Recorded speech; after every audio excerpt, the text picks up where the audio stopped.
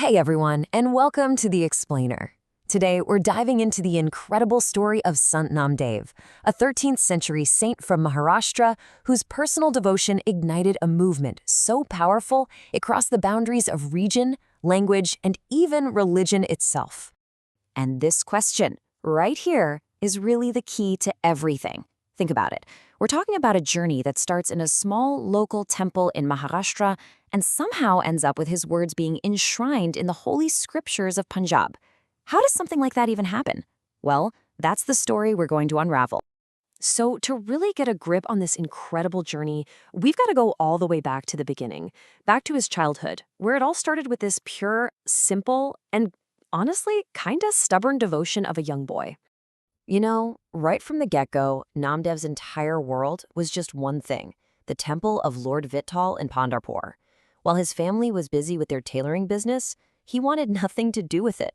For him, that statue of Vitthal wasn't just some rock. No, that was his best friend, his constant companion.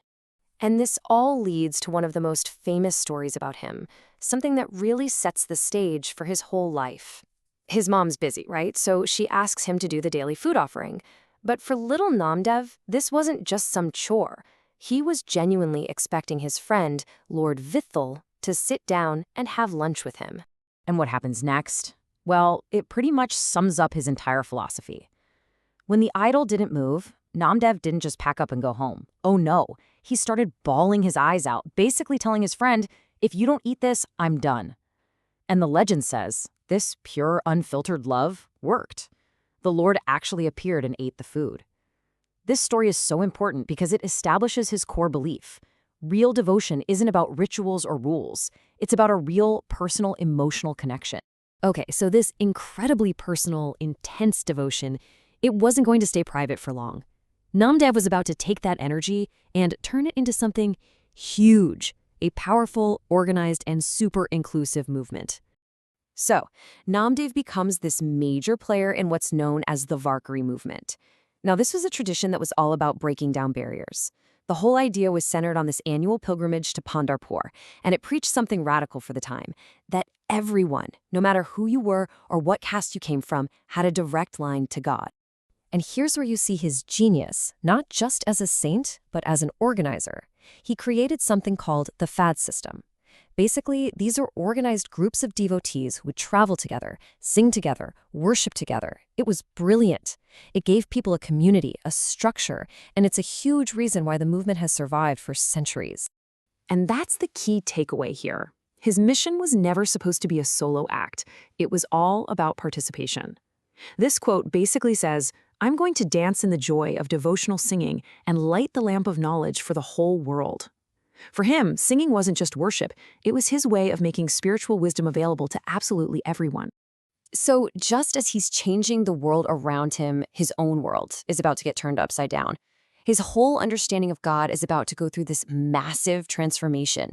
See, up to this point, Namdev's devotion was something called Saguna bhakti. That means it was focused on a specific form, in his case, the idol of Lord Vitthal.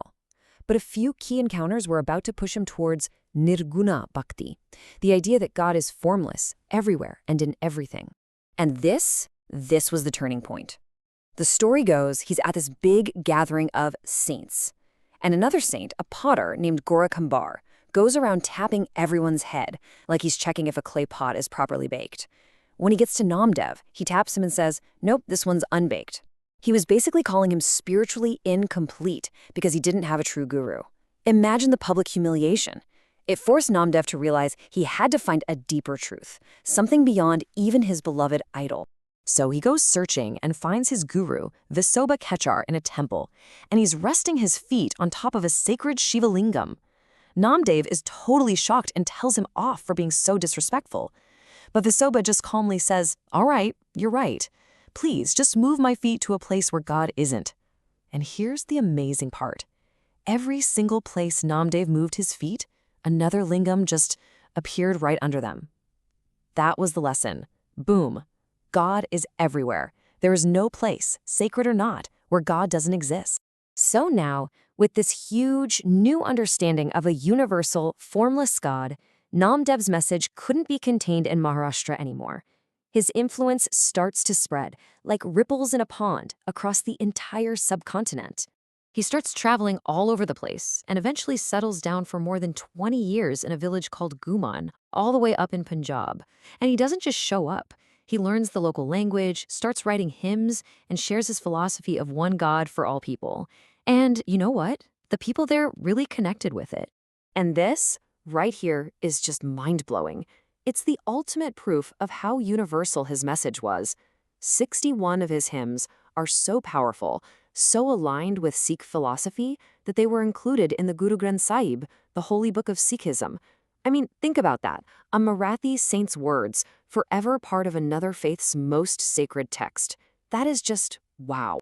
And when you look at what he was writing about, it totally makes sense. His ideas fit perfectly with the core principles of Sikhism, a belief in one God without a form, a complete rejection of the caste system, and this really practical idea that you don't have to run off to a cave to be spiritual. You can find enlightenment right in the middle of your family life. All right, so after this unbelievable life of travel, transformation, and teaching, how do we remember him?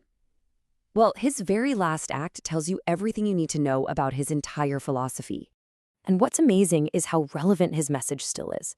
He was a champion for social justice, saying God doesn't care about your caste, only your heart.